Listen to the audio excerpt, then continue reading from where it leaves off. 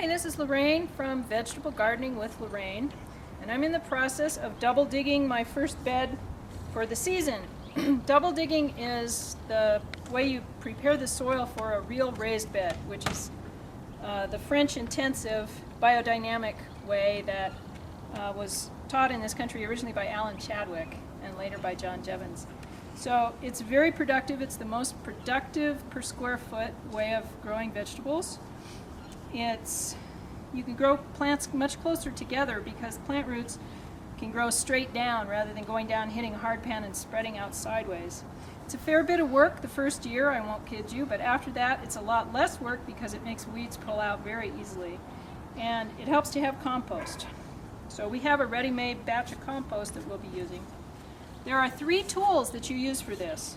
The first tool is a square, de-handled, solid forged garden spade. This one is made by Clarington Forge. I've had it for 30 years.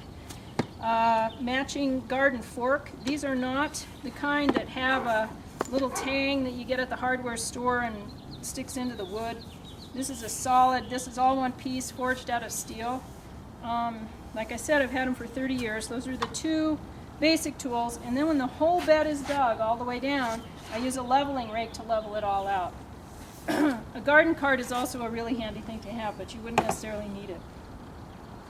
When you start double digging, what you do is you remove 1 spade's depth of soil at the first end of the garden. That goes into the wheelbarrow or the garden cart, and at the very end of the digging process, when you get down to the other end, it's going to go in the last trench at the end. So this soil that I dug out at the beginning, it's going to go down to the end. So I've already done 3 or 4 trenches here. I'm going to show you how the process works. The digging board helps spread my weight around so that I'm not compacting the soil anymore from walking on it. So I start by putting a spade in. This garden has been double dug before, so it's fairly soft. I go in all the way to the hilt and I move this soil as far forward as I can, like that. In the process, it's loosening up, it's breaking up, it's aerating, and if you haven't dug your beds before, if you're breaking virgin ground, I would recommend that you water with an oscillating sprinkler real deeply. Water for several hours, 2 or 3 days before you're going to double dig, and it will help soften up the soil a lot, make it a lot easier to double dig. These are a few weeds from last year, which I'll pull out. I have 2 buckets over here. One is a trash bucket that I use for weeds. The other is my compost that I'm going to incorporate here in just a minute. So after I move that first dig of soil over and have this trench opened up, I'm trying not to mix the levels of soil too much, but it's pretty much impossible not to mix them at all.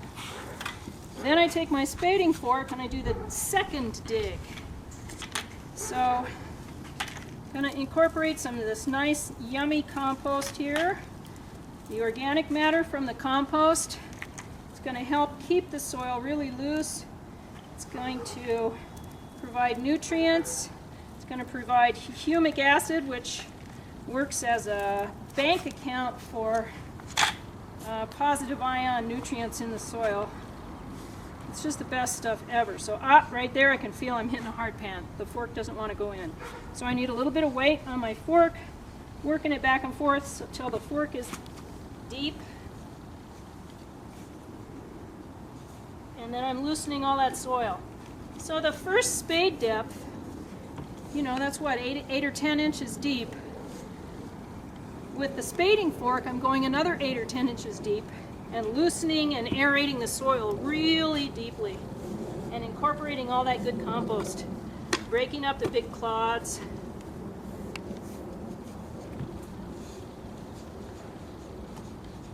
Don't jump on your tools. Use your weight, not force.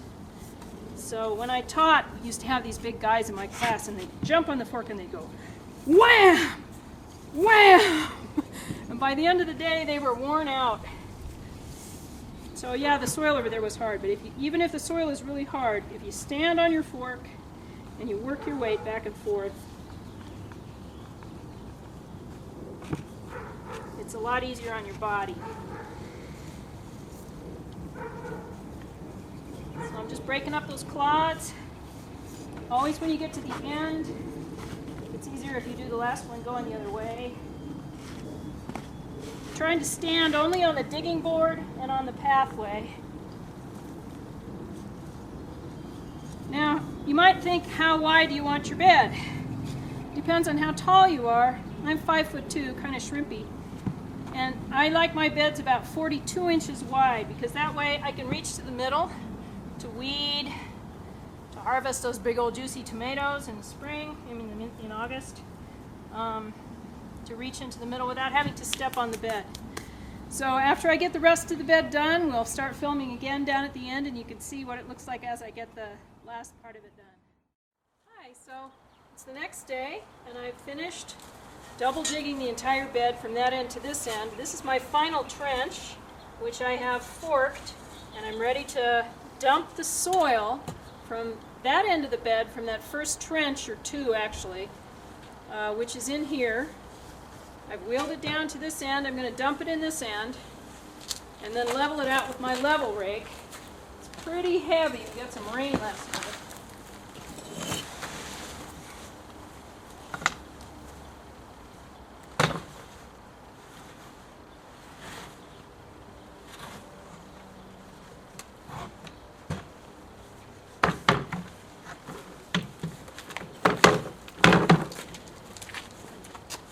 And I don't know why this is, but I